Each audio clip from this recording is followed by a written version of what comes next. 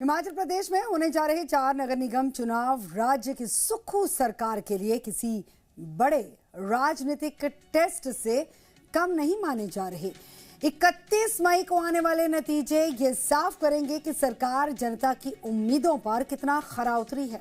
सोलन, धर्मशाला, मंडी और पालमपुर में जो चुनाव हो रहे हैं इसलिए भी अहम है क्योंकि ये दिसंबर 2027 के विधानसभा चुनाव से पहले जनता के मूड का संकेत देंगे। राजनीतिक विश्लेषकों की अगर बात की जाए तो उनकी नजर में ये चुनाव सत्ता का सेमीफाइनल है और जहां कांग्रेस और बीजेपी दोनों अपनी ताकत आजमा रहे हैं।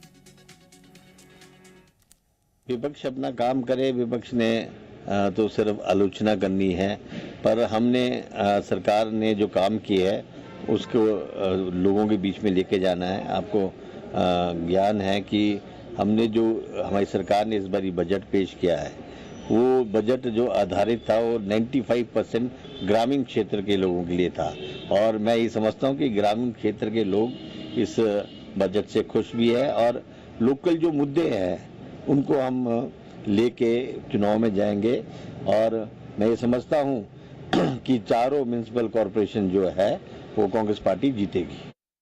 और इसी के साथ आगे बढ़ेंगे और बात करेंगे हिमाचल की अफसरशाही ने एक बार फिर से आम जनता पर आर्थिक बोझ लादने वाला फैसला किया है। दरअसल सामान्य प्रशासन विभाग ने आम जनता के लिए सरकारी भवनों और सर्किट हाउस में 20% कमरे रिजर्व किए और इनका किराया 1200 रुपए से सीधा 4,000 रुपए कर दिया गया। यानी कि 5 से 100 व 200 नहीं, 50 रुपए नहीं, 100 रुपए नहीं, 200 रुपए नहीं, बल्कि 233% की बढ़ोतरी की गई है। जीएडी के मुताबिक नई दिल्ली स्थित हिमाचल भवन, हिमाचल सदन दिल्ली और इसी के साथ ही हिमाचल भवन चंडीगढ़ और विलिस बाग सर्किट हाउस शिमला के 20% कमरों का कमर्शियल यूज के लिए किराया बढ़ाया गया है। इसकी मार आम जनता पर पड़ने वाली है।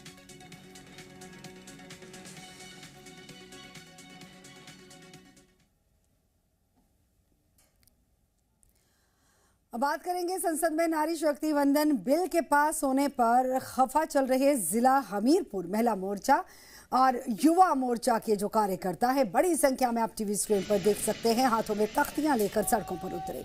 हमीरपुर के गांधी चौक पर कांग्रेस पार्टी के खिलाफ जबरदस्त रोष प्रदर्शन करते हुए नजर आए, नारेबाजी की गई, हाथों में कांग्रेस विरोधी बैनर पकड़े गए और महिलाओं ने कांग्रेस पर महिला विरोधी होने के इल्जाम भी लगाए। और इसी दौरान महिला मोर्चा के कार्यकर्ता कांग्रेस पार्टी के नेताओं पर जमकर निशाना साधती हुई नजर आई, तो वहीं पर प्रदेश सरकार पर भी महिलाओं के साथ वायदा खिलाफी किए जाने के इल्जाम लगाए गए।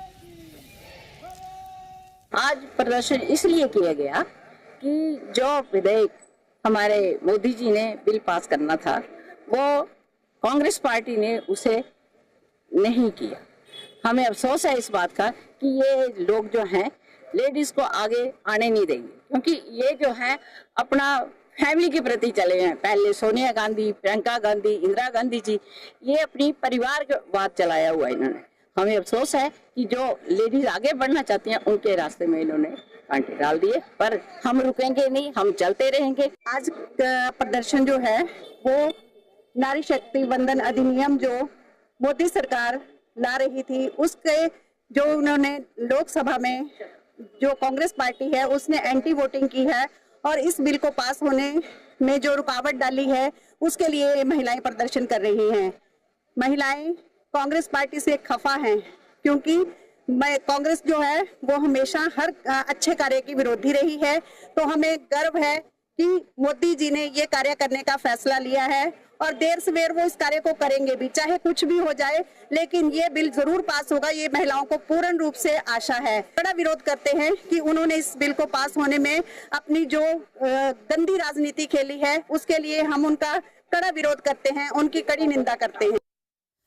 अब तस्वीरें दिखाएंगे हरौली विधानसभा क्षेत्र से, जहां पर बीटन गांव में उस वक्त दिलचस्प नजारा देखने को मिला जब भूमि पूजन के बाद प्रदेश के उप मुख्यमंत्री मुकेश अग्निहोत्री खुद जेसीबी मशीन चलाते हुए नजर आए। टीवी स्क्रीन पर आप तस्वीरें देखिए जरा। तालाब निर्माण कार्य के शुभारंभ के लिए आयोजित एक कार्यक्रम में जैसे ही भूमि पूजन संपन्न हुआ तो डिप्टी सीएम सीधे निर्माण स्थल पर पहुंचे और बिना किसी हिचकिचाहट के जेसीबी मशीन के कैबिन में बैठकर उसे चलाने लगे।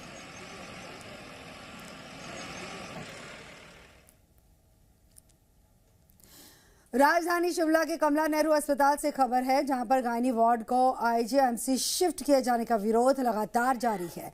बुधवार को अखिल भारतीय जनवादी महिला समिति ने कमला नेहरू अस्पताल में राज्य सरकार के खिलाफ धरना प्रदर्शन किया। यह धरना 24 घंटे तक जारी रहेगा।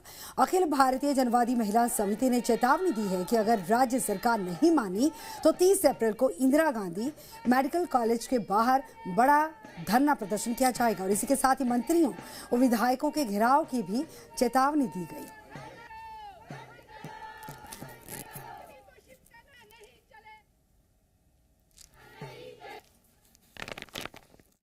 देखिए, सरकार झूठ बोलती है।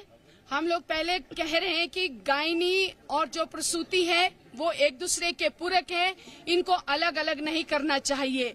और हम लोग मांग कर रहे हैं कि सरकार जो है जल्द से जल्द इस भवन का निर्माण करे और इसी भवन में अगर आपकी जिद इतनी है कि इस जिद पर जो महिलाओं को आपने परेशान किया है, इस जिद की वजह से आपका जो भवन का निर्माण है वो सरकार को यहीं पर करना है और उसी भवन में आपको रोबोटिक सर्जरी देनी है, उसी भवन में महिलाओं को आईवीएफ सेंटर देना है, उसी में आपको स्मार्ट लैब देनी है और उसी में आपको स्मार्ट जो स्पेशल रूम है वो देने हैं।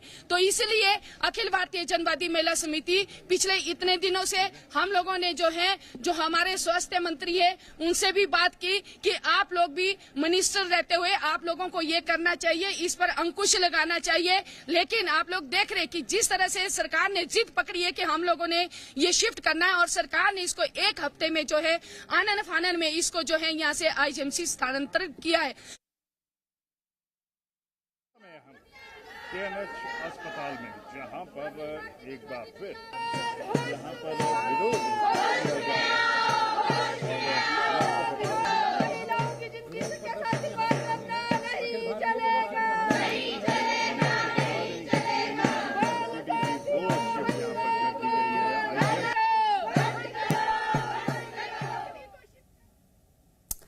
और वहीं पर पहलगाम हमले के 1 साल पूरा होने पर जम्मू कश्मीर में सुरक्षा एजेंसियां जो हैं वो अलर्ट मोड पर हैं और इसी कड़ी में जम्मू के मोहमाया मंदिर के पास जंगलों में स्पेशल ऑपरेशन ग्रुप ने सर्च ऑपरेशन चलाया। सुरक्षा बलों ने ड्रोन और आधुनिक हथियारों की मदद से पूरे इलाके में सघन तलाशी ली और संदिग्ध गतिविधियों पर कड़ी नजर रखी गई। भारत ने आज तक, भारत की हिस्ट्री उठाकर देख ले कोई, आज तक भारत ने दुनिया के किसी देश पर अपनी तरफ से आक्रमण नहीं किया। जो ताकतवर होता है वो जल्दी किसी के ऊपर आक्रमण करता भी नहीं है।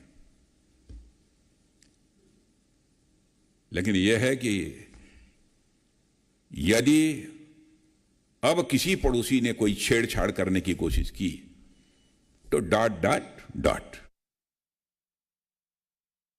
22 अप्रैल 2025 को पहलगाम में आतंकी हमले के बाद लगातार जम्मू कश्मीर के अलग अलग इलाकों में बड़े ऑपरेशन जो है वो चलाए गए और अब इसको 1 साल जो है वो पूरा हो गया है और उसी को देखते हुए पूरे जम्मू कश्मीर में इस समय अलर्ट जो है वो साउंड कर दिया गया है। लगातार अलग अलग इलाकों में यहाँ पर तलाशी अभियान चल रहे हैं। वहीं अगर बात करें तो ड्रोन की भी प्रॉपर मदद जो है वो यहाँ पर ली जा रही है, क्योंकि इस तरह की आशंका है कि आतंकी किसी बड़ी वारदात को जो है वो अंजाम दे सकते हैं। यहाँ पर आप देखिए जम्मू कश्मीर पुलिस की स्पेशल ऑपरेशन ग्रुप की जो टीम है वो लगातार धार्मिक और पर्यटन स्थलों में यहां पर लगातार गश्त कर रही है, तलाशी अभियान चला रही है, ताकि जिस तरह से पिछले साल एक आतंकवादी हमला आतंकी करने में कामयाब हुए थे, इस बार किसी भी तरह से आतंकियों को यहां पर कामयाबी ना मिले। और उसी को देखते हुए लगातार यहां पर टेक्नोलॉजी की मदद ली जा रही है और अत्याधुनिक हथियारों के साथ लैस ये सभी जो एसओजी के जवान हैं वो पूरी तरह से इस समय हम जम्मू श्रीनगर राष्ट्रीय राजमार्ग के बिल्कुल साथ जो है वो मौजूद हैं, जहां पर कई सारे पर्यटन स्थल हैं, जिसमें खासतौर पर मोहमाया मंदिर, मां बायावाली का दरबार, इसके अलावा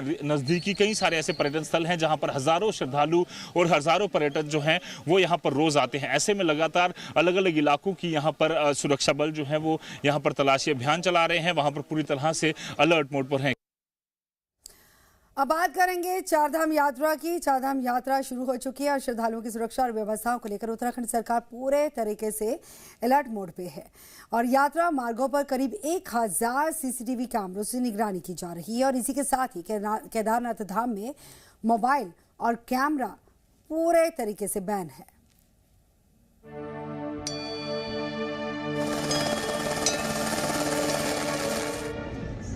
आस्था और श्रद्धा के प्रतीक केदारनाथ धाम के कपाट शुभ मुहूर्त में वैदिक मंत्रोच्चार और विधि विधान के साथ श्रद्धालुओं के दर्शनार्थ खोल दिए गए हैं।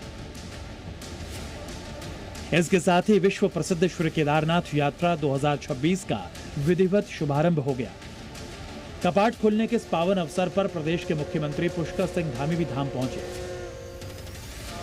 में जोश है, अच्छी व्यवस्था इस बार बद्री केदार मंदिर समिति के द्वारा की गई है। आपने देखा होगा कि 5 ही मिनट में सबके दर्शन हो गए, कई सारे बैच बाहर निकल गए हैं। इस बार एक अच्छी व्यवस्था जिससे कि जो सामान्य से सामान्य दर्शन करने वाले भक्तगण हैं जो अंतिम छोर में खड़े रहते, सामान्य व्यक्ति को भी एक अच्छे जैसे सबके दर्शन होते हैं उसी प्रकार से दर्शन हो, तो इस बार मुझे लगता है कि आसानी। मंदिर को भव्य तरीके से सजाया गया है।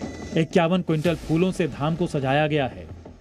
केदारनाथ धाम के कपाट खुलते ही रौनक देखते ही बन रही है। श्रद्धालुओं पर हेलीकॉप्टर से फूलों की बारिश हो रही है। इतना ही नहीं, भीड़ को नियंत्रित करने के लिए प्रशासन ने विशेष व्यवस्था की। आर्मी और सुरक्षा बलों के जवान तैनात किए गए हैं। अगर आप चारधाम यात्रा पर जाने की सोच रहे हैं तो यात्रा से पहले कुछ नियमों के बारे में जरूर जान लेना चाहिए। केदारनाथ, बद्रीनाथ और गंगोत्री मंदिर परिसर में मोबाइल और कैमरा पूरी तरह बैन रहेंगे, इसलिए इन चीजों को अपने साथ लेकर ना चलें। वहीं यमुनोत्री धाम सभी के लिए खुला है, लेकिन बाकी धामों में गैर हिंदू श्रद्धालुओं के प्रवेश को लेकर कुछ शर्तें लागू की गई हैं, इसलिए इस नियम पर भी खास ध्यान देने की जरूरत है। केदारनाथ यात्रा के लिए रजिस्ट्रेशन जरूरी है। बिना रजिस्ट्रेशन यात्रा की परमिशन नहीं दी जाएगी। हर यात्री और वाहन को आधिकारिक पोर्टल पर रजिस्टर करवाना होगा। रजिस्ट्रेशन के बाद ही श्रद्धालुओं को दर्शन के लिए स्लॉट टोकन दिया जाएगा, जिसे रास्ते में चेक भी किया जाएगा। अगर आप केदारनाथ जाने की सोच रहे हैं तो नियमों का पालन करना होगा। यात्रा मार्गों पर करीब 1000 सीसीटीवी कैमरों से निगरानी की जा रही है। इसके लिए देहरादून में आईजी रेंज कार्यालय में अत्याधुनिक चारधाम पुलिस कंट्रोल रूम तैयार किया गया है, जहां से 24 घंटे मॉनिटरिंग की जा रही है। यात्रा को सुरक्षित, सुगम और व्यवस्थित बनाने के लिए इस बार तकनीक का व्यापक इस्तेमाल किया जा रहा है। मतलब ये कि संवेदनशील इलाकों पर प्रशासन की पैनी नजर है। ब्यूरो रिपोर्ट, जी मीडिया।